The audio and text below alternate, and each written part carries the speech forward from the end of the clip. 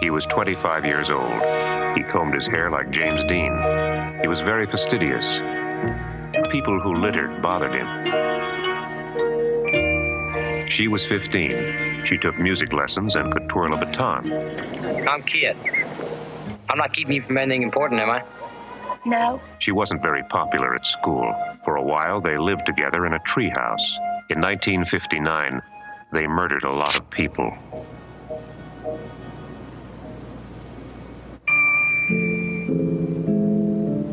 Of course, I had to keep all this a secret from my dad. He would have had a fit, since Kit was 10 years older than me and came from the wrong side of the tracks, so-called. I don't want you to hang around anymore. I don't want to see you again. Understand? Then, sure enough, Dad found out I'd been running around behind his back. He was madder than I'd ever seen him. He made me take extra music lessons every day after school and wait there till he came to pick me up. He said that if the piano didn't keep me off the streets, maybe the clarinet would. My girl Holly and I decided to kill ourselves, same way I did her dad. Nobody's coming out of this thing happy, especially not us. I can't deny we've had fun, though. We hid out in the wilderness, down by a river in a grove of cottonwoods. It'd be in the flood season. We built our house in the trees. We planned a huge network of tunnels under the forest floor, and our first order of business every morning was to decide on a new password.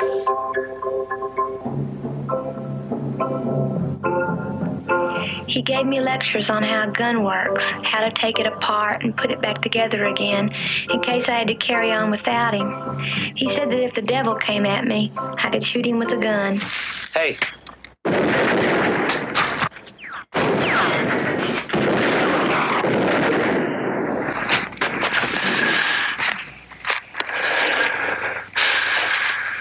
Listen to your parents and teachers. They got a line on most things, so don't treat them like enemies. There's always an outside chance you can learn something. Try to keep an open mind. Try to understand the viewpoints of others. I think I got him. I don't know. Well, I'm not going down there and look. Consider the minority opinion. But try to get along with the majority of opinion once it's accepted. Of course, Holly and I have had fun, even if it has been rushed. So far, we're doing fine. Hadn't got caught. Excuse the grammar.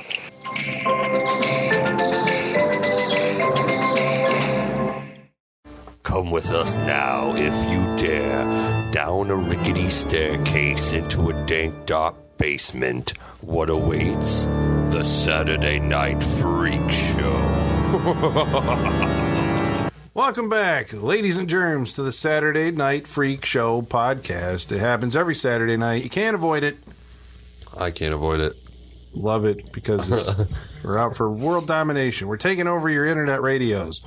My name is Colin. I'm surrounded by the internet radio superstars. This is Brent. Travis. Gary. Welcome back again, Gary. Welcome back. And tonight we watched Brent's pick of... we watched Badlands. From the year... 1973. Directed by... Terrence Malick. Starring... Martin Sheen and Sissy Spacek. Running time. Hold on, I got it. It is 94 minutes long. And in glorious color. In color with monaural 1.85 to 1 aspect ratio. Is monaural, that's the sound, right? Yeah. Okay. Only mono sound. Mono sound. But it comes to us from the Criterion Collection. That was a very nice disc. Ooh, it was very expensive. Yeah. Ooh, no, it was free. It was free. What? Oh, come on. I got it free. I wouldn't. Why did I pick this movie? Yeah. Why? Well, Terrence Malick has always been... I don't know, since Thin Red Line, I've liked his work. He hasn't done a lot, but I think I've seen everything since then. So this was like the one that I was still, like, I'd always heard of Badlands, but I'd never seen it. And then I saw a clip of it at one point, and I noticed it had the voiceover and the same exact music. Well, not exact, but almost the same music from True Romance, which is another favorite film of mine. So I started becoming more and more curious about it, and finally I figured this was the venue to show it. It's probably been, I don't know, it's been in the back of my mind showing it ever since we started the podcast, but now it just seemed like the right time for now you whatever say reason. It's been in the back of your mind to show it, but you hadn't actually seen it. Right. This is like a blind buy. Yeah. I was pulling a Tom. I was just going to get it and then show it. And we would all discover it and experience it together. It wasn't bad. Yeah. I enjoyed it. Yeah. I hadn't seen it before. Yeah. I've always liked those 70s kind of like, not necessarily true crime, but, you know, kind of true crime, just kind of normal, whatever. I do have a confession to make. I did watch it before I came here tonight. Liar. Was that preparation? You were doing a little like... I just couldn't wait. Yeah, I mean, this goddamn box is sitting on my shelf, and like, I got to watch this. I've got, I think it was like last Wednesday, maybe. Yeah. But yeah. Well, give us an overview really quick what it's about, and I guess we can get into talking about the movie. What is Badlands about? Badlands is about burning love on the Great Plains in 1959. I would say it's not about that. Well, right. And we will definitely get into that, but on the box, that's what it says. Oh, you're using the... It's the promotional material. Yeah, they're never going to say, it's an okay movie. Tell your friends that you think would like it. You know? It's about a unique individual, a young man, living and working in South Dakota. He's kind of a James Dean-like type. He, I would say, almost kidnaps this young girl, says he's in love with her, and they go off on the road. He kills her father, and then they just start a crime spree. Pretty much anybody that would be a witness. Yeah. Anybody like, we need to stay here. Sorry. You know? Start shooting him. But like Sissy Spacek, I would almost say like, I don't know, it doesn't necessarily feel like, she just figures, I'd either be like, I don't know, she's kind of a fucking sociopath or something. Like, I think she gets to that point. Yeah. Well, yeah, even with her father. I think, too, you got to look at it. She's 15 years old in the movie, so she's way mentally underdeveloped. And then you got a guy who's 25, doesn't seem very much more mentally developed than she is, very impulsive, very reckless. She falls in love. And, girls back then, when you fell in love with a guy, you just did whatever he wanted. He was right, and you just followed along. Well, I also like the way that, when they first meet, he says, something about, let's go for a walk. I got stuff to say. A lot of people don't seem to have anything going on in their heads. And then whenever you see him, he's just got this blank stare, like the entire way through the movie. Like he's just staring. He's got those vacant, kind of eyes. Yeah. That's not to say he's not charismatic, but that's another thing, I guess. Well, and it's interesting because, like what Gary's saying, about a girl at that, because it takes place in 59, and a young girl, she's going to listen to the male authority figure in her life, and the first thing that Kit is Martin Sheen's character. Yes. The first thing that he does is kill her father, so he's the only male authority figure that is in her life. You think she'd freak out a little bit more than just slapping him once? Well, but Dad, let's face it, Dad had a few quirks, punishing the girl by taking her pet dog out in the field and shooting it because she's running around with Kit. Yeah. She was lucky he just didn't, rape her, as punishment, I'll give you that, yeah. You dirty whore, now I'll, Well, and then, he threw the dog off of the bridge in the bag like it was a mafia hit. Right. So I think she grew up with a little bit of violence. Dad seemed a little unhinged, himself, Yeah. So I think that kind of may have desensitized her a little bit. Mm-hmm. And then when Kit come along, it just seemed like it was the normal thing to do. Well, it even seemed like he kind of, Kit, again, doesn't start off this movie as a serial killer, but, you can tell that there's a hole in this guy somewhere. There's a void.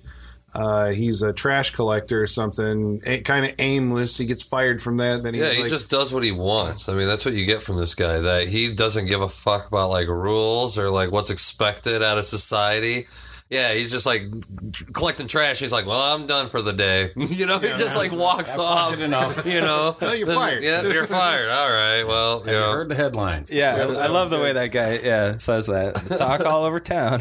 What's that? Well, you're fired. And then Sheen takes his keys. He's like, well, I guess I won't be needing these. I'll keep them in a safe place for you, and drops them in a bucket of paint or something. It was oil. Yeah. But I mean, I don't want to give the impression to the listener that like, you know, that this guy's like some hard-edged criminal. He's like the most polite, charismatic kind Exactly. of, you know, even though he's, you know, distant, doesn't care about the rules. He's a delinquent. Yeah. He's a juvenile delinquent. Kind of guy you could sit around and have a beer with and a conversation, but yeah, there's that underlying current in him as well, you know, that you don't see until it's too late. Yeah. But I think he is kind of like Charles Manson muttering to himself. I kind of do, you know, because I mean, like he tells her, like, oh, listen to me, you know, I got shit to say or whatever. But by the end of it, you know, she quits listening to him because, yeah, he's just always rambling about some shit, you know? Yeah. And his psychosis is kind of identified early on. The entire movie is narrated by Sissy Spacek's character, so we know by the fact that she's narrating it that she survives at the end. We know that this ends in the Badlands, you know, and that the story is going to come to an end. But she at one point is explaining that, you know, what, because there's a period here of courtship or whatever before the violence happens that, you know, they actually do seem to be like, you know, teenagers in love kind of thing, awkwardly, but, you know, still, I think that's one of the movie's strengths is it plays it kind of realistic and just kind of, you know, awkward. But she says, you know, when Kit would lie in bed at night, he would tell me that he would see, or he had like the sound of a shell, an ocean shell pressed to a seashell pressed to his ear, and then he would see visions of me in white robes coming to him, you know, and like, you know, I'm reading that as like, oh, okay, so that's him, you know, hallucinating, you know. What if he's just BSing her? What if he's telling her some romantic shit? You know what I mean? I mean, it's not far beyond this character. That's true, but I guess in the context of the movie, and that's why I wonder if like that was how I, as the audience, was supposed to read it. It's like, okay, that's showing that's foreshadowing that this guy's, you know, kind of loopy. Well, the one thing that threw me was how she said her cold hand against his head. So to me, I took that as maybe she was an apparition of death to him. Or maybe that's kind of how I read that. Yeah. But that could be too. That's why I just take him as a Manson character. He's just sitting there like muttering whatever thoughts like run through, like, oh man, you know, the birds, you know. Yeah. Well, the idea of like romance in this it's vacant. There is no romance in a film that, you know, on the box says burning love. It's not. It's not romantic in the sense of these, or it's not passionate, I guess. There's a romance to the idea of, I think that's what it is. It's the romance of the living beyond the law, living, right? Like, you know, it's a rebellious type of love sort of deal thing where she's with the hot guy because she says she's like, oh, this guy could get any girl if he just gave it you know, some time, you know. So she's kind of just thrilled to be with the dude, you know, because she's timid or whatever, piano player or whatever. Mm-hmm. And he's showing her like, you know, attention, I guess, is like a magnetic draw. And he's like 25, another thing in this movie. She's 15, he's 25, so there's another like Well, and he hits her with the special, you know, I like you not just to have sex. That's not why I even like you. So, you know, he makes her feel special and and she follows along. But I think it shows with the romance part, at least, it does seem to blossom very quickly, has that intense spark for a little bit, but then you can quickly see it dying out, too. Real quick. You know, like you said, she's getting annoyed with him. She's kind of sick of him. Even the first time they have sex, after they're done, she's like, well, that was it? And well, I don't see what everybody's talking about. It just was very, you know, matter of fact. Like, oh, well, glad we got that out of the way. Yeah. So, yeah. The romance, I guess that's a little overplayed. Yeah, because it's almost like you almost don't get the idea that this is a sexual like relationship. I mean, aside from that scene, which we don't see, we see the you know moments following, but then after that, it's like it doesn't feel like it's a, you know, a hot, passionate sexual relationship. It's like they love each other, you know, but it's kind of like, it's almost just that kind of codependency or whatever that, you know, we exist in this space and we're the only two people here, you know, which I suppose like that goes into what you're saying. That's the romance of the idea. We're the last two people on earth. It's us against the world. It's the Bonnie and Clyde type of romance. Yeah. Well, and another thing I took, like after after Kit had killed her father and they burned down the house, and of course they're only going to find one set of bones, so they know they're still alive. So he's not exactly a genius criminal. Yeah. But when they went and they built their little tree house, it was the 50s. You didn't have to be. Right. They went and they built their little tree house. Honestly, and as she's narrating and they're showing some of the visuals on that, you know, some of the pictures of nature and some of the tight shots, it almost reminded me of more like Pony Boy and Johnny and the Outsiders when they ran away to the church. That's kind of what it reminded me of. Yeah. So that you know, and that has that same kind of a feel to it, that era. But, yeah, and I was gonna say that reminded me of Neverland, you know, or like the Lost Boys, because they're just out there existing in this world that they created, but there's not like any sort of. I'll go with Swiss Family Robinson. It reminded me of Swiss Family Robinson, another famous treehouse story. And just real quick, we've been talking a lot about Wes Anderson lately. That whole campsite scene reminded me exactly of Moonrise Kingdom. Like that had to have been, this movie had to have been an influence on that for sure. Huh. I'm thinking. I don't know. Did you see that? Mm-mm. No? Okay. No, not yet.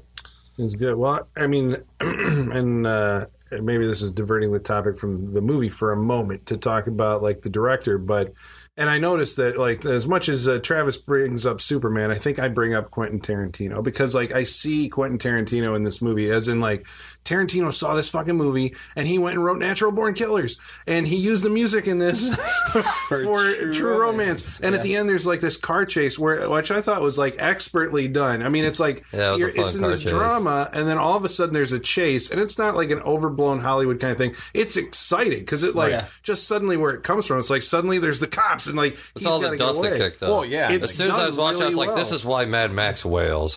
Cars in dirt, kicking up dust, slamming into each other. Well, and the actual sounds, not the overproduced sounds of a lot of the new car chases, not the squealing tires. It's just you can hear the engines revving and, like you said, the dirt kicking up. It just really makes you feel like you're watching a real car chase. Yeah. That was a fun scene. That's probably I thought the funnest part of this movie was that scene. Yeah, I mean, as far as like a visceral reaction, I mean, the rest of it is like, and you know, knowing other Malick movie, have you seen Days of Heaven? I have not. No, I don't think I've seen any of his movies. I swear. Thin Red Line. I've never seen that. New World, Tree of Life. And, what was that? He had something else recently, didn't he? So he's got 4 movies? Well, that's what's weird about this guy. He, like, Badlands and Days of Heaven, I want to say, like, either got Academy Award nominations or won maybe something for actor, I don't know.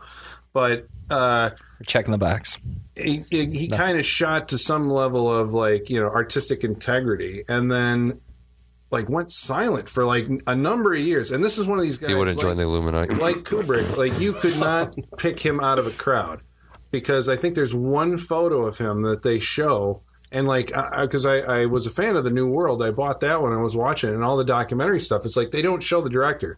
He's camera shy or something. He's like a super shy guy, I guess. So there's this one photo of him in like a cowboy hat that like that's the only picture of Terrence Malick that I've ever seen in my life, you know, like if you ever go looking for him.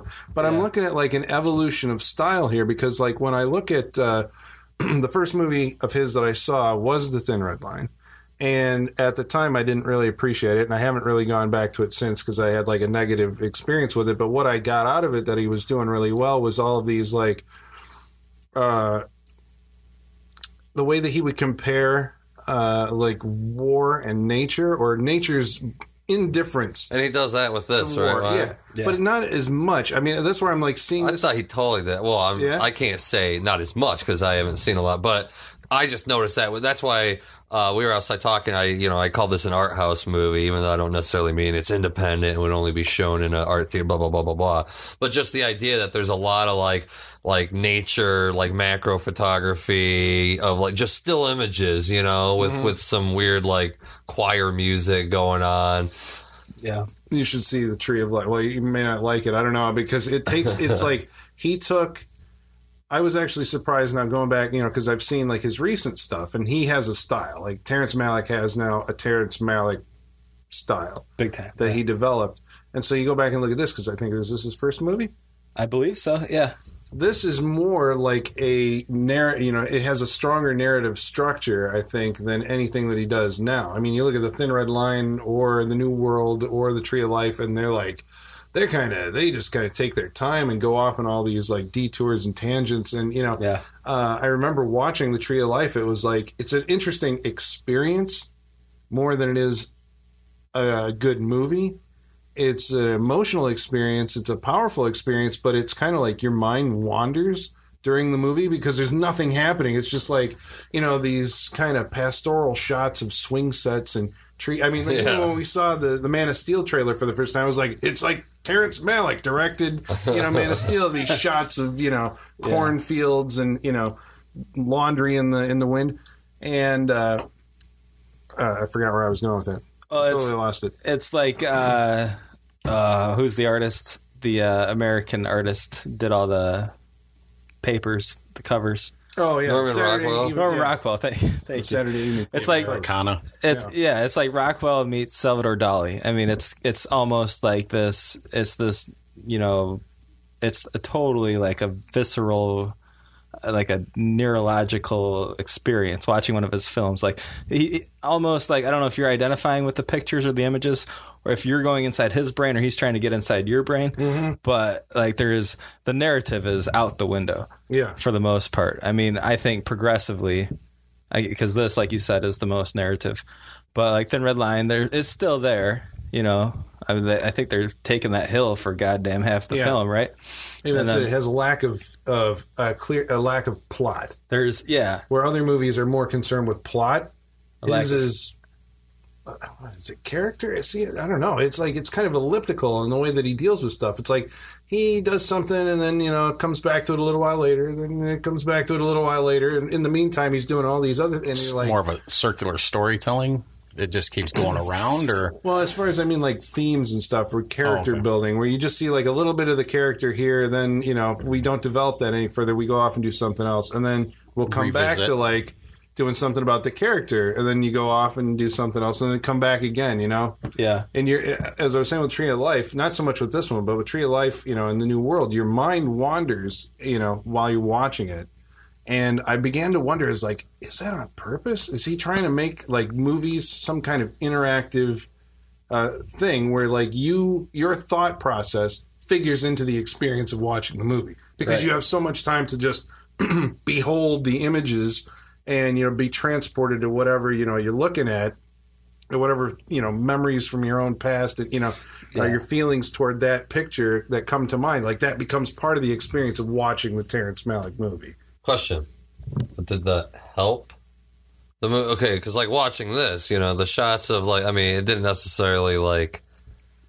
I think this is still so early on; he hasn't quite mastered that. I think it definitely came through in Thin Red Line because to me, it kind of showed how even in the middle of war, there's still beauty, and it's still there's other things affected besides just the men on the battlefield. Mm-hmm. Right. So, that's what I got from that. So I think it definitely got better by then. There was an awesome scene in there, which in Thin Red Line, that started off with like, leaves on tree, then another leaf, and then here's a caterpillar, and then like all of a sudden a raindrop would hit one, and and then you see the caterpillar like flopping around on the leaf, and then like another drop, and then you see like the grass and another drop, and then all of a sudden the rain starts, and then after that like it cuts right to like shelling, artillery shelling, and all these guys running around. It was like, wow, that's actually kind of and I always took it as like showing nature is going to exist, like man is like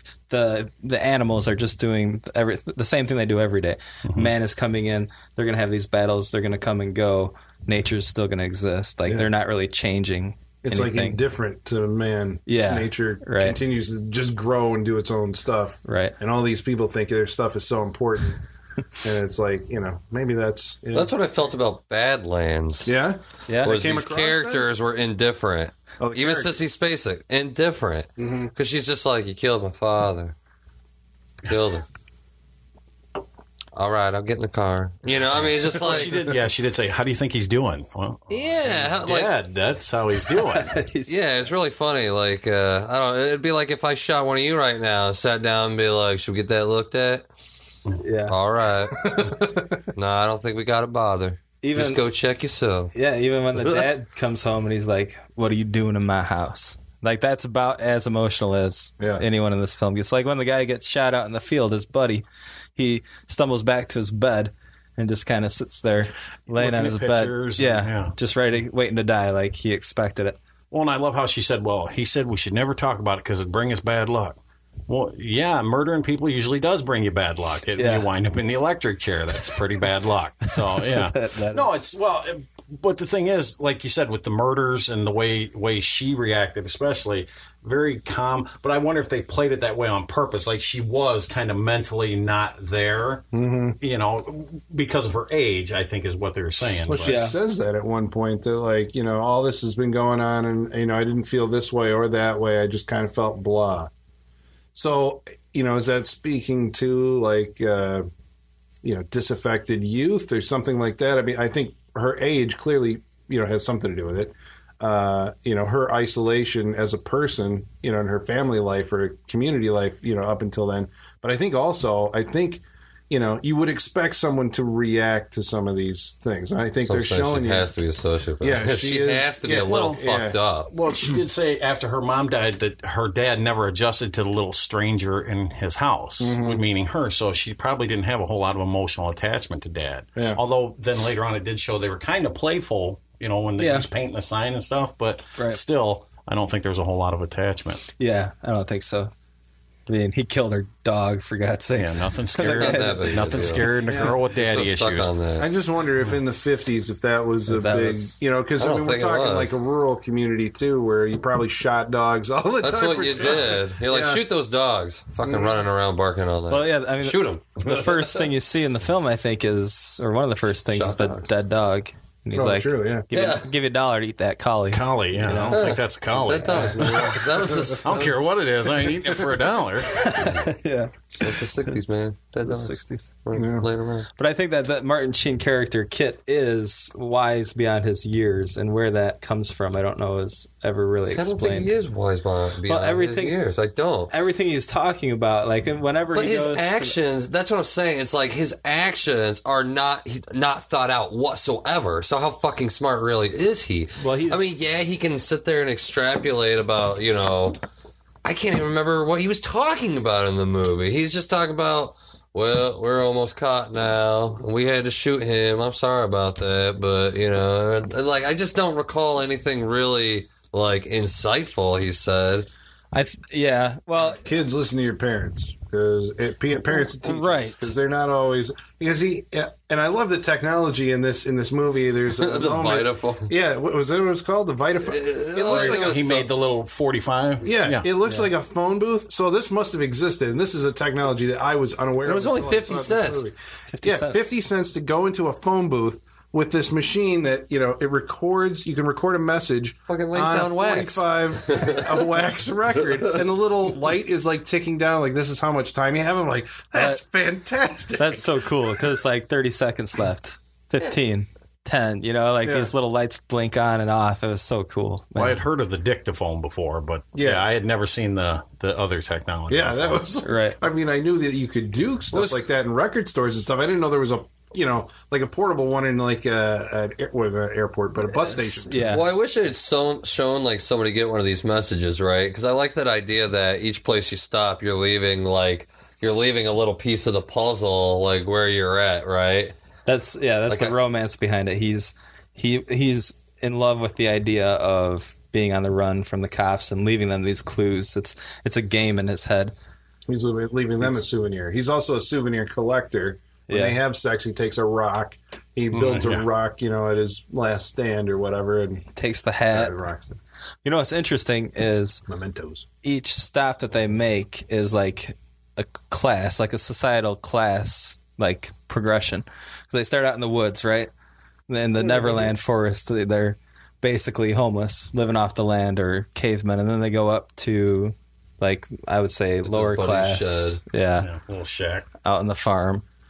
And then, do they go right to the rich guy's house next? They kidnap. Yeah. There's like two folks, which I can only imagine were like, because he said he what was that guy's name? Cato, or I forget. Cato. Yep. Yeah, something like that. He said something about watching the place for some folks, and then two people show up there asking for Cato. I was like, I can only imagine those are the people. Yeah. Because I mean, they just steal their car, put them in the cellar or whatever. And then, they go right to the rich person's house. And we never know what happened to those that couple. Yeah. Well, that was kind of cool. I kind of like that scene where, he's like, we're not going to hurt you. Just, don't come out for an hour. And then as he shuts it. He like shoots twice through the little whatever. He's like, "You think I got him? I'm not gonna check." I thought that was kind of like cool. Well, that's what's suspenseful interesting a little about, bit. You know, because your point of view is ingrained so much with the characters. Only when Sissy Spacek's telling you what the outside world thinks of their spree, which you're assuming she's getting through like newspapers or something like that, you're so in with them that you just see them committing these acts, and you don't find out what the fallout of it is. You know, I think maybe we're either used to kind of getting that almost instantaneous. There's always a cop character investigating the next scene, right? Yeah, like, always. Well, they killed them. You know, these two crazy bastards. And you had that Boston detective that showed you he was a master detective by pointing at the bench or whatever. Oh, that's so great. That's where they sit. Yeah, I love that footage because it's like actual, probably 16 millimeter footage or something. But it's like a newsreel or something. Yeah, but in '73, I'm sure that's what it looked like. But today we try so hard to recreate shots like that. You know, like that old looking footage. Well, they definitely did it with the new Texas chainsaws when they were trying to show the found or the footage when they're going through the house. They tried to do that. Yeah. But it's like always overproduced. You look at this; it's so simple. And, you know, it still looks old to me now. You know, like that was what they were going for. It's like here's the black and white kind of mildly scratched film of the newsreel footage. Right. Yeah. But what were you saying about the class? You know. Just, I don't know. I mean, it's commenting on something. It's, you know, it's the like societal class. Societal class. You said he's commenting on it. You got to tell me what it is, sir. Well, okay. let's figure it out. Because if you want to say, when they're out in the woods, let's say that's lower class. Let's say when they go to the ranch, that's middle class, and then that rich guy's house is obviously upper class. That's also the human journey, isn't it? You go from like the jungle to like the hut to the house, like through evolution or through societal evolution. I suppose. I suppose so. But he also seemed. Did he get less violent as he went through? No way. It seemed like that kind of anybody. He shot less people toward the end of the execute he did. But he didn't need to shoot those two people in the cellar, and he did anyway. Yeah. I mean, he didn't aim at him. He didn't execute him, but he still fucking wanted to kill him. Yeah. You know, that's why, like, to me, this is almost like a realistic version of Rebel Without a Cause. It's that you get into a situation that expands, and there's nowhere to go but down, right? Mm-hmm. There's just nowhere to, I mean, they're just going to run forever until they get caught. Well, yeah, and he says that a couple times. Well, yeah, that's what I thought. I was so weird about this movie when he does just give himself up at the end of that car. He'd shoot it out or something. Yeah, I thought that was so weird. And, you know, I kind of like that about the character. He's like, well, I like how earlier when they're in the woods and the bounty hunters come after him, it's like he doesn't mind killing them because, you know, they're not like doing a job or, you know, whatever. They're just looking to kidnap them, you know, but isn't that turn them in for money. Don't you think he's just telling that to Sissy Spacek just, you know, to like, that's his, you know, a scapegoat. Oh, they were. No, you know, see, I think that's a truism because he believes it. You mean? Yeah, because at the end he does. He gives himself. I mean, he shoots that cop to get away, but once he knows he's caught, he's like, "All right, I give up. You know, you guys did a good race. You know, we had a." Did he say something specific about where it was like when you're what was it when you were playing for keeps? You know, it's okay to what was it? It's like, okay to shoot any witnesses. Don't shoot any witnesses, but you have to be prepared to take the consequences. Yeah, you gotta accept so that's like, you know. But he also said when he shot the bounty hunters, he told Sissy Spacek. But if it would be different if it was police officers because he had a job to do. Right. Yeah, he but was that doing didn't seem to matter when these he guys donned are the just trying to Captain make America money shield and ran at the cop blazing with the gun. That's true. So I don't know where he came up with that idea, but that wasn't going to stop a bullet. Well, that was an interesting. Oh, go ahead. Yeah. I'm just going to say real quick that I think by that point, and maybe I don't think he had a plan. I agree with Travis. He didn't know what he was doing, but towards the end, I think he accepted the fact that he was going to get caught because he's talking about, you know, like, oh, today's the day. You know, I thought it was going to be today, and then him going out in a blaze of glory, or you know, seeing it to the end to the electric chair, one way or another, that was like his finishing his story, and he was romance. He was in love with that because he knew it was going to get to that point at some point. That's, I think, why he gives up after the car chase. You know, it's like, I got to get a car chase in there because that's going to make a great story. But at the same time, he's ready to do the rest of it, you know, because he's like, there was something that he was saying, like, I wonder if I'm going to be able to hear when the eulogy at my funeral. Yeah. Like he didn't want to die. The next day Well, he's kind of an egotist. Yeah, I mean, he got off when people said he looks like James Dean. Oh, I mean, yeah, he wanted. absolutely. That's why I was like, this is like a rebel without a cause, like a more realistic. Because he just wants to. It's like this is your ideal, or at least maybe he had an idea of what being this like rebel juvenile delinquent on the run is, But then living with Sissy Spacek and just figuring out they got to live in dirt. They got to live like animals. I like that part, Sissy Spacek, where she's just like, I want to take a bath. I just want to eat something that's, Yeah. Well, you got to think, too, a kid that age in that era, he grew up watching movies about Dillinger and all the old gangster movies. So that's what they kind of, Yeah, he's the Scarface lover of his day. Yeah. When we were talking about, the love story, and I'm going back, I guess, a little bit, but when we were talking about the love story between them, did you guys find it odd that, like, in her narration, at one point where she's like with this guy, she's talking about like, one day I wonder what the man I'm going to marry is going to look like. Yeah. Is he thinking about me right now? No, I don't know it. See, I didn't think that was odd because he says about her, like, if she, when he's talking to Dad, it's like if she just wants to take off, she'll just take off, whatever, because it is kind of that. This is like that fucking Bob Seger night moves, It's like these two are just fucking and like raising hell just because they're young and they're free. Other than that, they're really not like. Actually, this is not about love. It's about freedom. That's what it's about. Well, and when freedom. That might actually be like really close on point to what this movie is about. Maybe you think, I don't know, because I mean that's basically the thing. He does go to her father.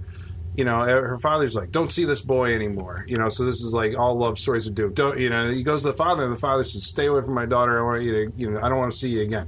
To which I say, like, when the hell has that ever worked? Ever. Fathers out there. Unfortunately, it's the rule of the law of the land or whatever. But, so he did everything like, he's a very polite psychopath, where he is keenly aware of, like, he's like the rich guy who he doesn't kill when they're in that house. He gives him a receipt of the stuff that he stole from so he can make an insurance claim is what I took that as. Yeah. I mean, it's just like what the. I mean, he's very cordial, and eventually that like plays into toward the end. Like, but as they're leaving the house, he's like, the cops are gonna be able to match up that handwriting that what I left that guy. So he's just like getting his idea of kicks off of the criminal procedure too. I think a little bit because you see him wiping for handprints and things like that. Yeah. Which he gets better at. Yeah. You get the impression that he's in, because I mean, like when you brought up night moves, I get the, that to me conjures an idea of like people who are, it conjures to mind Mickey and Mallory. To be honest with you, like they're in love with what they're doing and want to kill people and like, like we're just setting the world on fire. Where these guys, I didn't get the impression that they were in love with, killing people. He was just easy at it, like, well, you offend me or you stand in my way. I asked your dad, for your hand or whatever, let you see me. And he said no, so I shot him. Because I want this freedom. I want freedom to be able to live my life without any kind of rules and constraints. And so we're just going to go and drive around in a car. So, like, that's what I want. These people stand in the way. Well, I know how society is. You got to put them down. Because otherwise they're going to keep us, apart. We're not going to be able to live with And I like what he said in his, I think when he was talking in the dictaphone, where he talks about how his dad told him how you got to, like, live life the way you want to, but you got to see how the rest of the world lives and kind of match up to that, so he is kind of a chameleon type character who just, he sees, oh, you're a religious dude, religion's cool, he just, that way you're not seen as, someone that's, whatever. It's like, says like, go with the or question the mass opinion or something like that, but if it seems reasonable. Yeah, it was like once it's something, if it's agreed upon, try to go with, what's agreed upon. Yeah. But I thought that was like him just giving like. I thought that was like a Dexter thing. Kind of like just go with it, this is your. See, I didn't get that I guess I didn't read it that way, that he was like, because Dexter's always like talking to us, the audience, like this is what I do to, be a chameleon and live within society. I got the impression that this guy actually believed everything that he was saying. Again, like, he was totally like this polite guy, like, you know what, kids, if you're listening to this, don't give your teachers and your parents so much slack, because eventually, against their they may give you good ideas. So this is like advice. That It's a cautionary tale. It's a public service announcement from a spree killer. He's freaking, what's his name? Doug Jones. Damn it. Jim Jones? Yeah, Jim Jones. He's telling you, another like 60s, 70s thing, the cult leader guy that can just talk all the kids into killing for him. And now there's a movie called The Sacrament, I think, which is based on that. Kind of, loosely based on it. Well, you had touched on about what he had said about his father. Sissy Spacek at that one point when she's looking at her father's pictures says almost the same thing.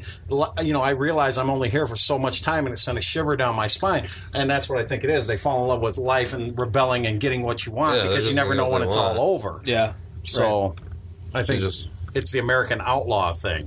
Yeah. I love that line when they're leaving the rich guy's house, and he's like, and this rich guy thought that money was going to solve all his problems, and it didn't, because we showed up, we mixed things up, and, basically took over their house for a couple hours. But. Well, and when they were leaving, too, and he, grabbed Sissy Spacek's ass, and he's like, anybody ever do that to you before? And she's like, no. And it's almost like he was trying to find reasons. I thought for a while he was going to try and get rid of her because he felt like it was dying out. Because that scene, I think it was when they were out in the looking at the mountains. Yeah, and they're in the backseat kissing. That was the most awkward kissing scene I have ever seen in a movie. Neither one of them looked like they really wanted to be kissing the other one. It didn't feel, and you definitely felt that the romance was dead at that point. That was for her, because that's when she was just saying how, could I get away, or would I get, So I mean, she was definitely contemplating at that point, like, how the hell am I going to get out of this situation? With this guy. She's not just, but again, to characterize this, for, I guess, people who haven't seen it, it doesn't come across like she's fighting against it at every... but there's nowhere to run, though. I mean, she's in the middle of nowhere with this one dude who probably does all the hunting. Yeah. Obviously, is a survivalist. Yeah. So a dependency. I think it's a dependency. I mean, I think that's the only reason she went with him. She's like, my dad's dead. It's either spending my life alone. She says that. Yeah. When they leave the school. At least hang out with this hot dude for a while, or be alone and miserable. So I think it's all dependency. She tells She's actually a weak woman character. I like it. Because the rich guy, she told, it's like that she actually thought that Kit was crazy. Off his bean. Yeah. I hope it never happens to me. Yeah, I think that ship sailed. I think he's crazy. But also, it's the whole, I don't know, it's the no honor amongst thieves. I like that idea that even though they're thick as thieves, they actually talk against each other. They don't necessarily know each other's motives. Or doesn't she even say that in the movie about how, or does Martin Sheen say that about how you never really know somebody? Oh, she was talking about how she didn't think he would be such a violent person, but then how easily she saw how trigger happy he was. It goes to show you can never really know somebody. Yeah. And that's around the time, because that's when they're at the ranch, and then they go to the house. Yeah, after they kill Kato. So it's the Woods Ranch House I'm referring to. the Badlands. I'm going to make a stance and say there is no significance to the order of where they're staying.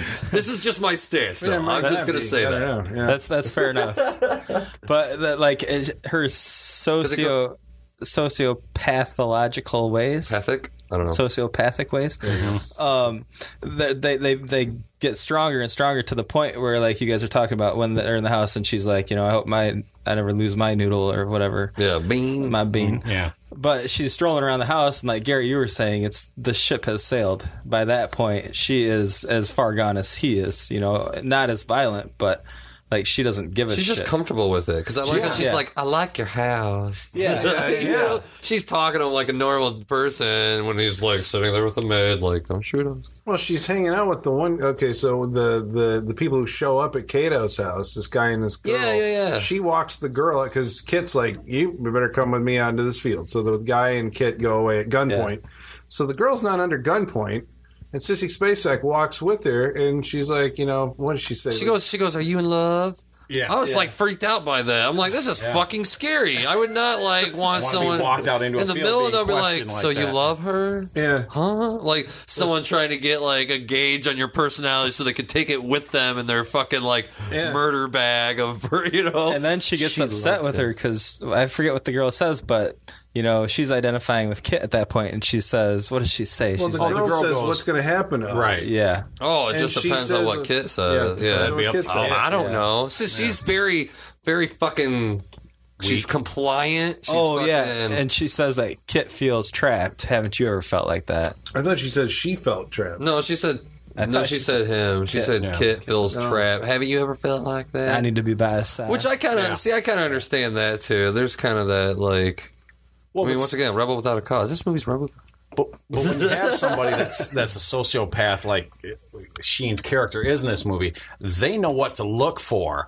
You know, they're looking for that weak girl that'll go along with what they say. They know how to hunt just like anything else. You know, a predator is a predator. Yeah. And they will find go to that the weak Greyhound personality station. that they can mold and take over their mind. And I think that was what they did. You need here. a place to sleep, huh? You need a place. You need something to eat, baby. So, because when he I'll catch you a first trout. when he first meets her, do you think that he's already been like scoping this girl out? Because he walks up to her. No, he's just such a smooth motherfucker. He's like, I'm gonna trap this girl. But that's also hey, the thing. thing, You want to go for a walk? I mean, like what Gary says, I believe that that's true, right? But I don't think that it's like an overt, like conscious thing. It's like it's just how that personality type operates. You know, it's like, and people just kind of fall into it. It's not like he's out there scoping, you know, because this is my master plan. It's like he has no plan at all except to just be, you know, free, basically. Free, like I'm in love with this girl, Freedom. and I just wanted her and I to, you know, exist together. And it's too bad that her dad got in the way, and I had to shoot him. And now the law wants us, and they're never going to let us alone. And I'm just going to, you know, the dream of the whole movie is that he's going to drive up to the mountains and get a job in coal mines. In a coal mine. Yeah. So I do.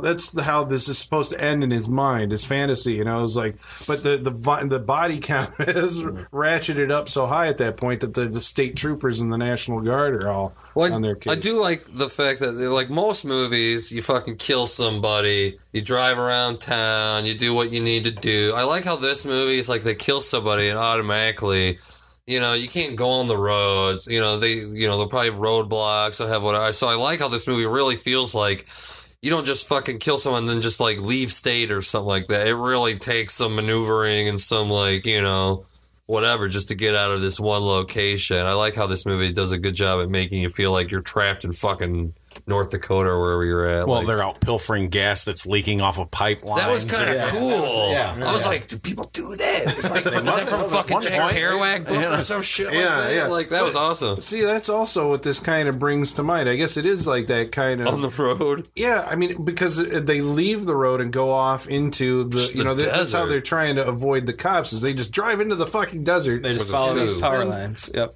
A lot of time, you know, just off the beaten path, like out in the wilderness, you know, and it kind of does bring to mind, like, you know, these, you know, the on the road with Kerouac, you know, just kind of like bumping into different people. Of course, Well, in God, I've this case, seen they that, kill like- them, but you know, or you know, just kind of like it has this really heavy atmosphere, which I guess, you know, beyond the character of the, you know, of the protagonists, just the movie itself has this really thick atmosphere of like Americana, you know. I mean, it has like this kind of, and I guess the only thing it feels like a Kerouacian, you know, vision of what like America is. It's like here on the open road. The guy looks like a cowboy. He's always dressed in, you know, this blue denim. At one point, he says he's going to be a cowboy. That was his next job. I'm pretty Yeah, good at he like, worked at the feed lot or whatever. Yeah, they he call started it. doing that. Yeah. But got by his kind of boots matching up like that iconography with that idea in your head that like this is, you know, cowboy. He looks like a cowboy. He's wearing cowboy boots all the time. Like, it's like that's the thing that, you know,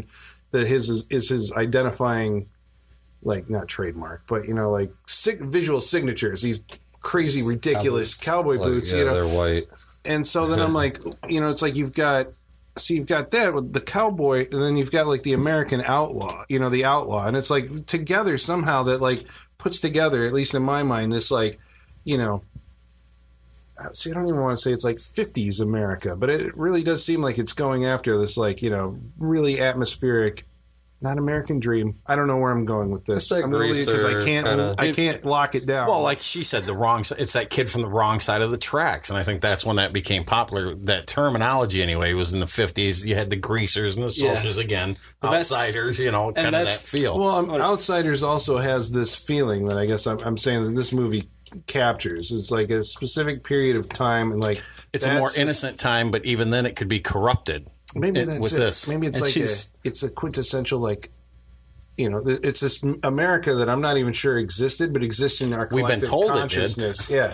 Well, that's what it is, because she's reading the celebrity tabloid or whatever with rumored and truth about all the celebrities, which is kind of the idea of this film. Like, he's the James Dean character. He's taken on this persona of something that Hollywood or show business has, you know, fed out there, or, you know, given out there for us to feed off of in the 50s. And it's... See, I don't know if I see what you're saying, and I agree that the elements of that are there, you know, but it doesn't seem like he sees himself that way. It's more like that's how he's Because portrayed. it's the cop who says, you know who that guy looks like? I don't know. Looks like James Dean. I was afraid. But when he's like, "Hey, you want my lighter?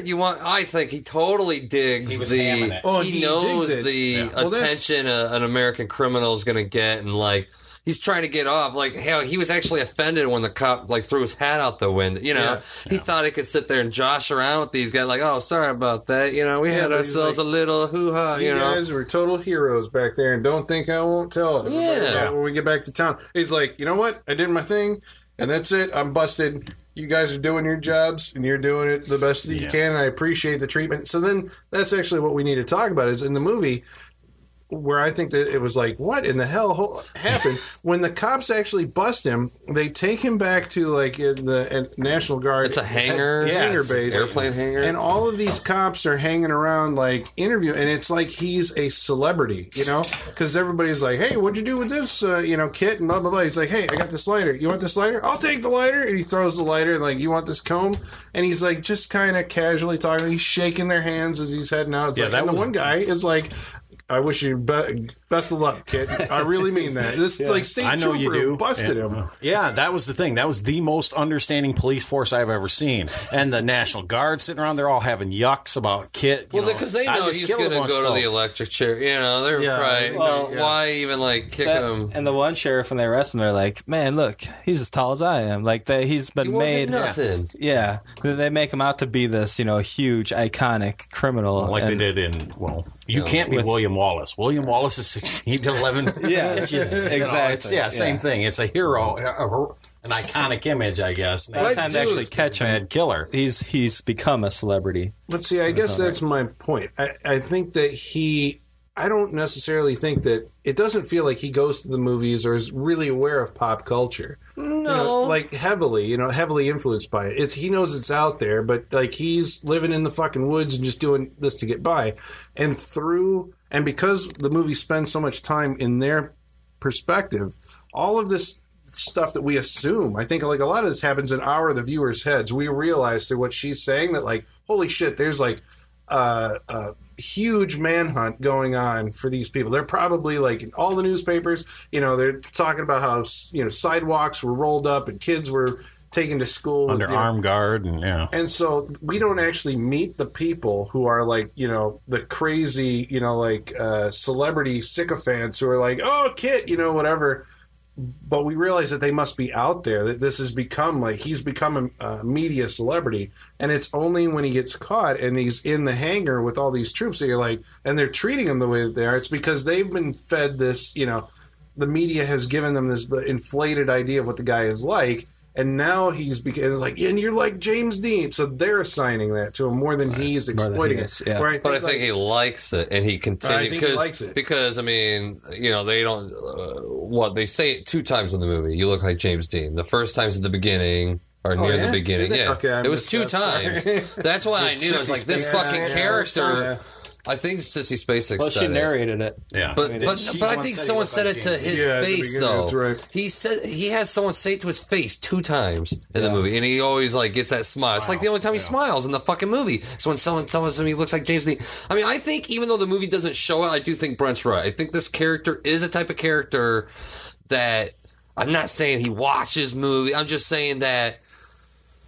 Okay, imagine you are this character. It's 1959. Mm-hmm. What are the TV shows he would watch? It's all the Western shows. It's all the... And, like, I mean, that's what I've always liked about these type of criminal movies is because we're talking about a time when I mean, shit. I mean, you had a good chance at getting away with murder before the 40s, you know, even with a car, just get away, you know, there's no helicopter, there's no fucking fingerprints, there's no, you know, so it was still that outlaw West thing that you can fucking do what you want, and there might be some guys trying to catch you, but you know, stay one step ahead of them. Head to Canada or Mexico. But these are the times where it's like that shit was getting more, you know, it was harder to do. It was harder just to get away with something, and you know, so it's all about.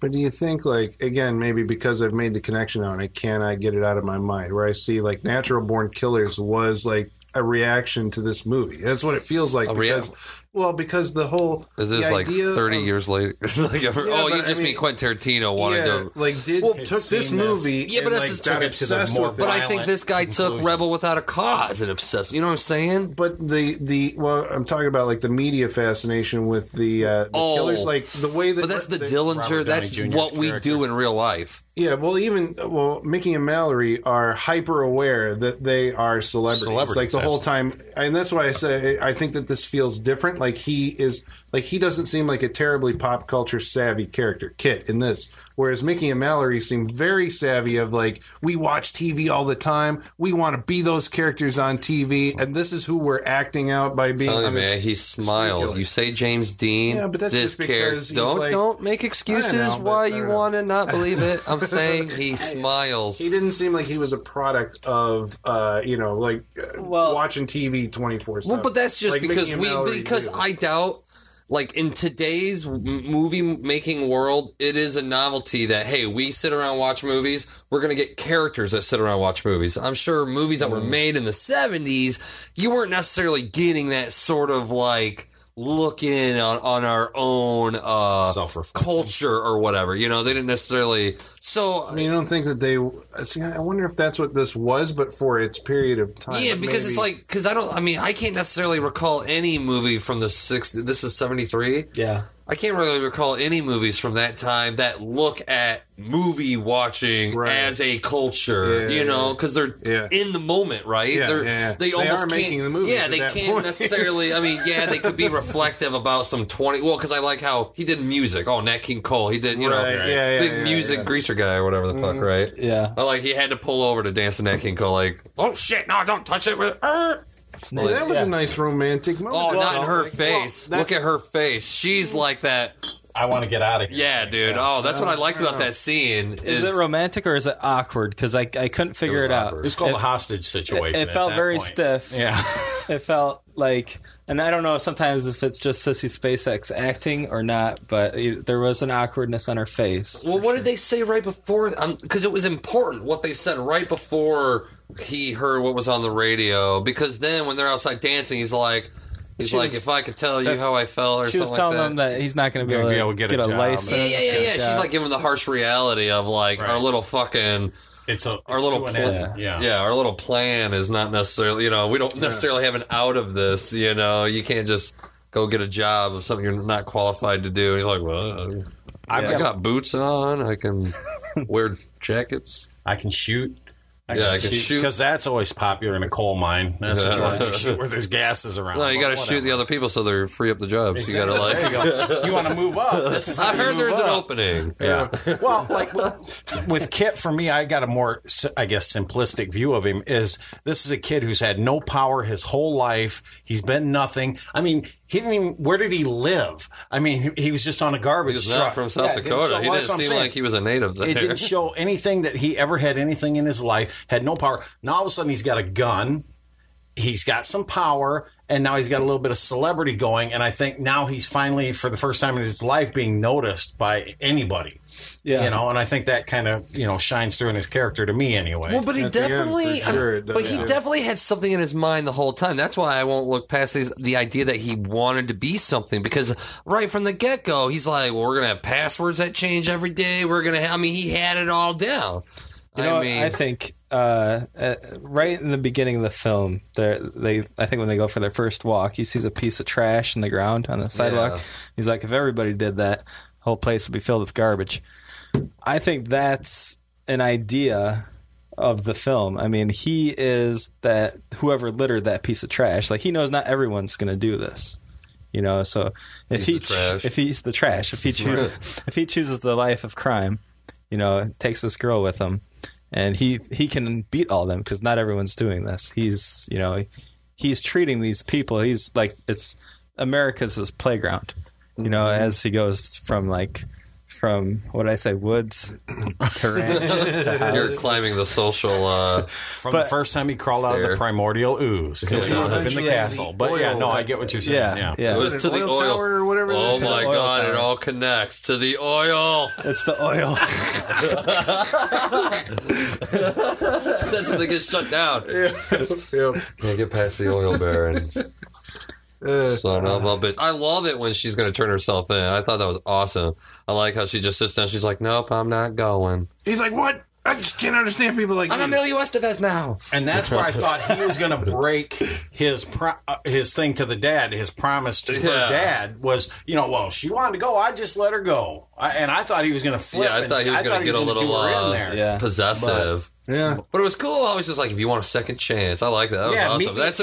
That's a cool fucking like edgy rebel thing. Like, that is a cool thing. Can't argue with you. But if you change your mind, meet me here. Yeah, meet me at this date. What was that, New Year's Eve? At a bridge or a dam or something. Something like that. 1964 or something. But that's why I get the impression that he really did love her. It wasn't like, you know, because I guess, you know, if you think of it, he's going to go like, well, you're not coming with me? Her. Bam. Yeah. You know, I've killed everything else that got in my way. Maybe he loved her. But I didn't get the impression that she loves him. I don't know if she loved him, but I think she had great affection for him. I mean, you know, because I think that comes across in the way that she talks about him in the voiceover. I just think it comes from the whole, like, it's just the whole, like, student-teacher relationship. You know, he's 10 years older. He's got the gun, the power. You know, she's in love with that. Not necessarily him, the man, him, the authority figure, him, the protector, you know. Well, and a 15-year-old girl is always in love with the idea of being in love, so there's that factored in as well. Yeah, well, yeah, because that is definitely coming into this. That's for sure. Well, I guess I will start the wrap-ups of this evening. My wrap-up of the Badlands. I like this movie. Like, there's not a lot of movies I could compare this to, except for, like, I would compare this to, like, Dog Day Afternoon. Just that kind of, like, you're in this real crime situation. It's not, like, crazy action. It's not even, like, crazy suspense. But you got those moments where you're like, oh, yeah, you know, this is you know, the part that you know, they're going to get him, or, you know, I've always liked 70s. I keep on wanting to say true crime, just because it feels like true crime to me. It's not necessarily detective noir or nothing like that, but just the idea of just like people in the Midwest, especially, you know, it's not New York, Chicago, LA, you know, you're just somewhere in America, you know, fucking breaking laws, and, you know, and I like the music in this. I mean, this is the type of movie that, I mean, it will lull you to sleep if you don't watch it under the right, like, circumstances. If you're like, even like, I'm going to drink some wine to this movie, or, you know, I mean, this movie can make you go to sleep just because, yeah, you're just watching it, listening to it. I think that's true with all of Terrence Malick's films. Yeah, that's true with Godzilla movies. You just, there's certain movies that are like, this is awesome, but if it catches you at that right, like, time, it's just like, this is a perfect recipe for sleep. But I don't even know how many movies I've seen with Martin Sheen in it, but I liked him in this. I thought he was pretty cool. Was this his first movie? Anybody know? I don't know. I don't think it said anything about introducing him. Because this is Sissy Spacek before Carrie. The one that made her like super famous. Right. But I mean, so is there anything else I really want to say about it? I think we really like talked a lot about it. I mean, it could have been, I don't know, maybe a tad shorter, just because there is a lot of just looking at nature, which I guess you're supposed to be thinking about stuff or whatever. Maybe I'm just not that deep. It's only 94 minutes. Maybe I didn't smoke enough weed. Was it only 94 minutes? It's only 94. I mean, that's how, like, little things happen in this movie. Like, not a lot happens in this movie. I liked it. It's slow. It is. But I think the music helps that. The music helps that a lot. The music gets you through all that shit, and it's not boring. This movie doesn't feel boring. It's, yeah, there's nothing happening, but I don't think it feels boring. Sissy Spacek is a delight as always. And I recommend this movie. Into my wrap up. That's one. Gary took a bunch of notes during the film, so. Well, I did enjoy the movie. It did transport me back to that time. I did feel like I was back in that era. Martin Sheen, I love him as an actor. There were a couple of things, but they were minor things. You and I discussed during the film, the animals were a little off because the llamas aren't really known for wandering through South Dakota, but it could have been on a farm. I'll even give it that. Right. Just a few little things like that. But other than that, I really enjoyed the movie. I thought I would be more taken out of it by her father's character, because all I'm seeing is Warren Oates. Warren Oates, yeah. All I'm seeing is the sergeant from Stripes every time. That's who I'm hearing when I'm listening to his voice. Like, the big toe, connection. Sergeant Hulka. I saw the guy from Dixie Dynamite, but that's right. But there were a couple of times, and again, not Sheen's performance. I love him as an actor. My favorite portrayal of his is General Lee in Gettysburg. That's my favorite performance of his. Wow. I also loved him in The Departed. But there were a couple times. Apocalypse Now. Apocalypse Now was a fantastic movie. You're a cult leader for that movie. The only thing is seeing him that young. Because, I mean, even in Apocalypse Now, he's a little older than what he was here. But seeing him that young, exactly. It's like you take Charlie and Emilio and smash their faces together, and there's Dad. Dude. And that's exactly what I was saying. He raises his voice. He's Emilio. Exactly. It's so funny. And he pulls, I said during the movie, when he pulled off that, how'd that be? Well, that's listening to Billy the Kid from Young Guns. You can hear it. Yeah. But a fantastic movie. I enjoyed Sissy Spacek's performance. She definitely brought up across that portrayal of a young innocent girl that got caught up in something that she thought was going to be something completely else, this romance that turned violent, and then she just got dragged along. And I think her family dynamic with her and her father played into that. Sheen definitely gives it that charming portrayal, just like most guys like Bundy. Bundy was very charming. The lawyers loved him. I mean, he was a charming guy. Even some of the witnesses, how charming he was. The judge said, and that's how these characters are. And again, like I said, they know what to look for, and he found the perfect partner in Sissy Spacek. I just don't think she was as committed to it. And he did say at one point, I always wanted to be a criminal, just not this big a one. So, but still, it was a good movie. I really enjoyed it. I honestly, when I first heard about it, I looked at I was kind of looking up a few things about it. I'm like, but it really won me over. I would recommend the movie, but it is a period piece. So understand that and just enjoy it. It's a great movie. I did like it. So thanks for the experience. Cool. 2 for 2. Thank you for coming back. Oh, no problem. Anytime. Well, I mean, this is we were outside right before we had a little smoke break after the movie before coming in here.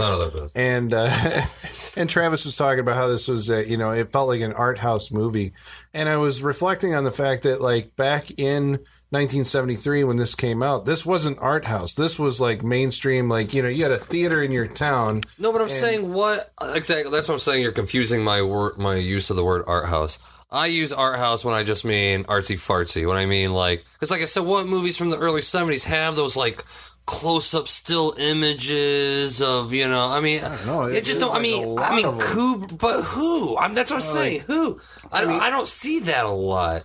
So Travis is saying he's not seeing a movie; he's seeing a film. So, but I guess that's what the that's why I just don't think it was so like. All the filmmakers were doing. I don't, or else he wouldn't be so special, right? Okay, so, let me change that then. I guess maybe what it was. I guess that maybe what I took out, from like art house was that this is a movie that takes its time, kind of unraveling its story.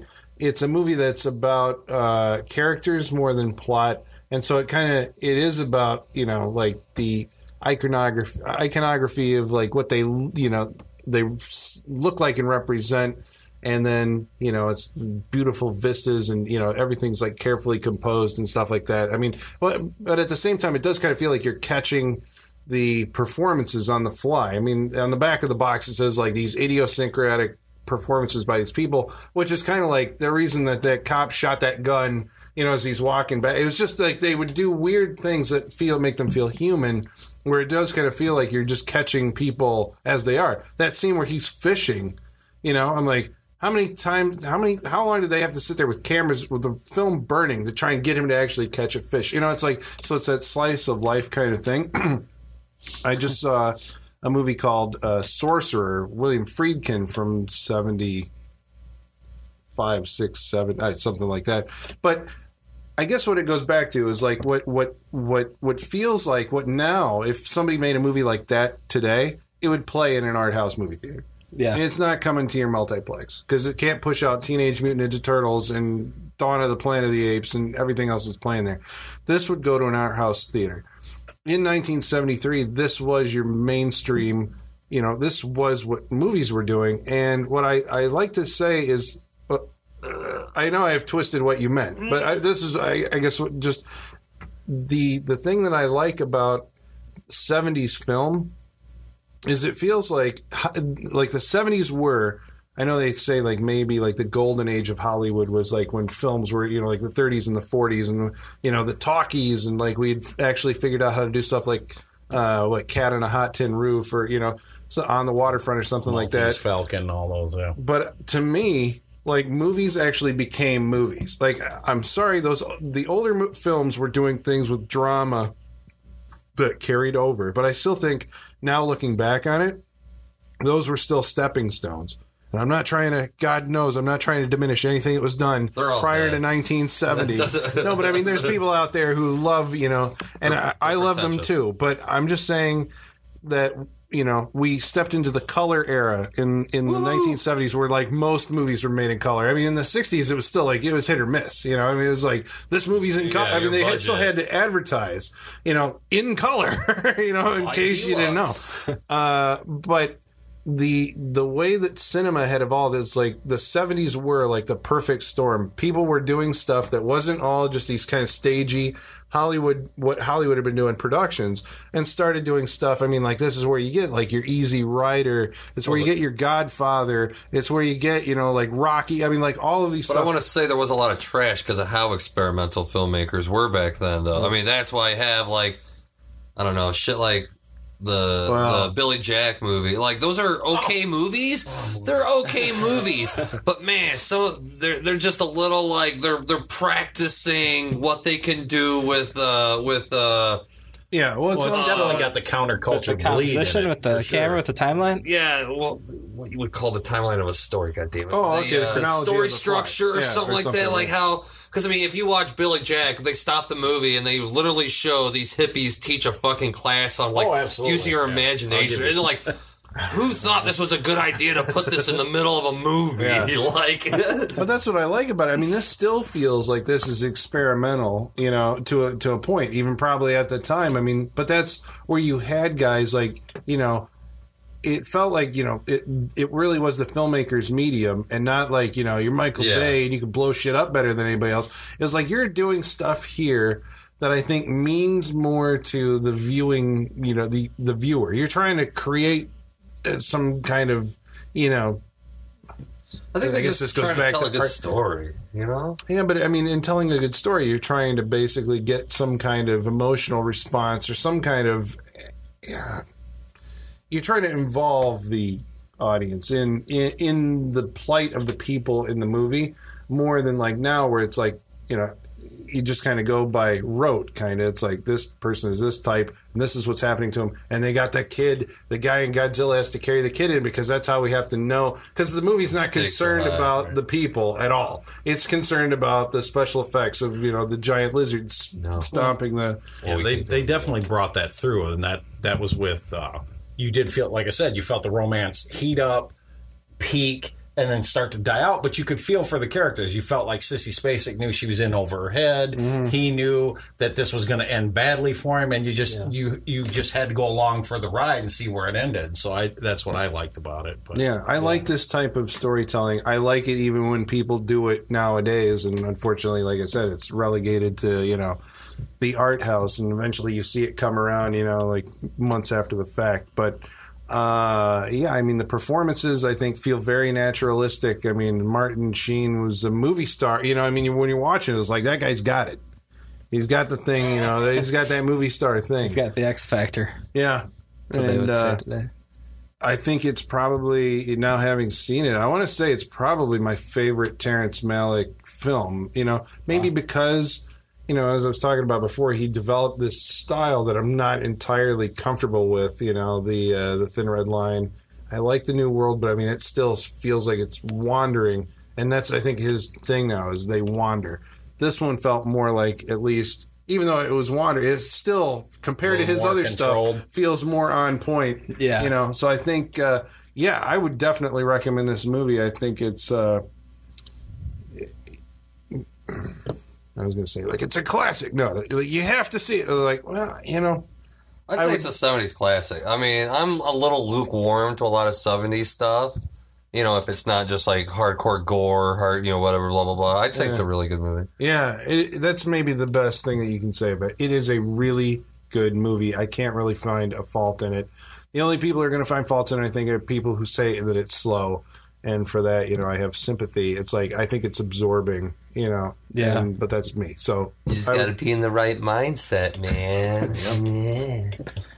All right. I just want to point out that this is the second week in a row that I'm getting, or second turn in a row that everybody liked Brent's film. That's me. So that's cool. I love this movie. I'm going to make this short and sweet because I kind of got to pee. But looking at this film, again, like this is the second time I've seen it within a week. But it's interesting to see a director from the 70s doing a period piece. They always say like it takes like 10 years to, or I don't know if they say this, but I say this. I say, as I've always said, I've never worked in Hollywood, but what I say, it takes like a decade to recognize what the decade before it was all about, right? I mean, that would be fair to say, I think. So looking at a director from 73, looking at, a story set in 1959, it's interesting the comments that he can make on that time period, where maybe, I don't know how old Terrence Malick was when he made this, but maybe he was growing up in the 50s. And he is seeing this whole Americana now with the perspective of 14 years. And having this chance to take, it's such a great idea. And I think it's like, okay, I'm going to equate it to, or compare it to No Country for Old Men, how you have modern day, relatively modern day directors telling a story that takes place in the 80s. It's another, crime spree on the road kind of drama. And just kind of looking back at what, I think that film's an Americana for, like for the 80s, where this is for 50s. I don't know where I was going with that. I lost it. How directors 10 years, it takes 10 years to figure out what's going on in that era. Yeah. Okay. Yeah. Thank you. So like Malick takes this Bonnie and Clyde type story, and he's able to without any exposition and very little plot, he's able to comment on so much, like you feel, because it's written, produced, and directed by Terrence Malick, and you get the feeling that this is one man trying to talk to you, but it's almost in code. Like you have to figure it out. Like I think I need to watch this more and more, and each time I'll discover more. And just talking with you guys, I think that I'm learning more about the film, and like the ideas behind it. I like Brent because he wants movies to be like these in-depth, like you want to, like, is this a puzzle for me? Like, well, yeah, but that's part of the joy of movies, I think. So. I think it is. And I think like it always surprises me because I'm not one that picks up on it the first viewing. It might take like 5 viewings till I'm like, oh, wait a second, but they meant that, like I'll figure it out eventually, but I'm not the quickest guy in that, picking up on what the director is trying to say, like between the lines or the underlying themes of the film. But this one I think is pretty blatant out there, and it still fascinates me that they're able to do it because, like The Deer Hunter, there's very little exposition in this film. Like you're just watching these characters. You do have a narration in this, also a 70s movie. the narration, I think, helps you along with that. And like Travis was saying, the music helps you along with that. But you can see that this is the start of this guy's going to be something. It's strange that we didn't see him for the next 20 years. Mm-hmm. He's busy writing Dirty Harry. That's right. You said, yeah, holy shit. Yeah. Because that was 73. That was also like 73. That's what I'm talking about. That's why I don't think he's some deep artist. He just likes fucking American action. Yeah. He just wants guns blazing and... Well, it's just a different time. He just made that movie a little artsy. I mean, it's too much of a coincidence, because like watching this film, you can see that style is already being born in this film. The style that you see in Thin Red Line, you see it in A New World, you see it in Tree of Life. I feel like we're missing one. It does feel like there's one missing. Is there one more?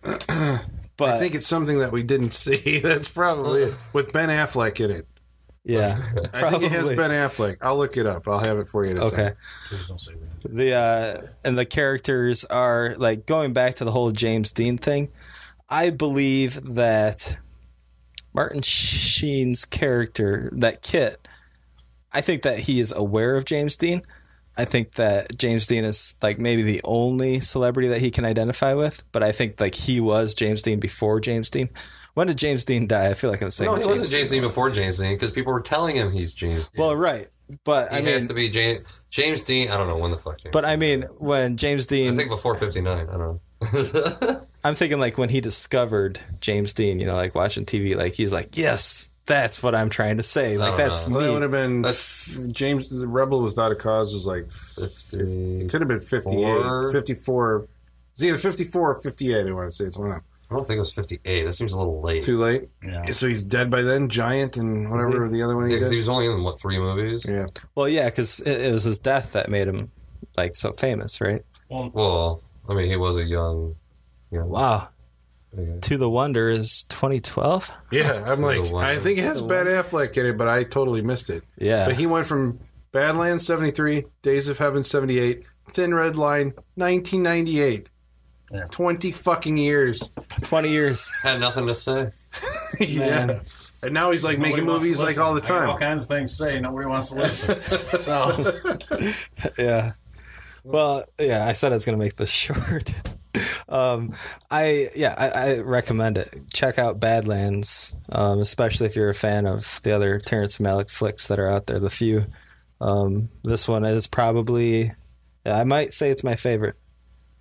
And I got lucky because I was watching it on a hunch. But go out there, watch it. You can get the Criterion collection from Amazon.